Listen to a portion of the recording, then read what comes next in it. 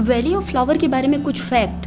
Valley of flower जो कि उत्तराखंड के गढ़वाल रीजन में है, इसे 1982 में नेशनल पार्क और 2005 में यूनेस्को के द्वारा वर्ल्ड हेरिटेज साइट में डिक्लेयर किया गया था। चमोली डिस्ट्रिक्ट का ये जगह ओरिजिनली भंदूर वैली बोला गया था, जो कि ब्रिटिश के 3 पर्वतारोहियों के द्वारा डिस्कवर किया गया था 1931 में। वैली ऑफ फ्लावर अपने 600 स्पेसीज और यहाँ के अल्पाइन फ्लावर के लिए सबसे ज्यादा फेमस है। 3 पर्वतारोही, जिनमें से एक फ्रैंक एस स्मिथ, जिसने बाद में वैली ऑफ फ्लावर के नाम से बुक भी पब्लिश किया, उसी के नाम पे वैली ऑफ फ्लावर नाम पड़ा। गाइस, यहाँ जाने के लिए सबसे बेस्ट टाइम जून और अक्टूबर के बीच का है, मतलब जो करेंट टाइम अभी चल रहा है। इसलिए तो जिसे भी ट्रेवल करने के लिए जाना है, जल्दी जल्दी जाओ और एंजॉय और अपना एक्सपीरियंस कमेंट में जरूर शेयर करना। Thank you so much. Have a happy and safe life. Please like share subscribe and comment below.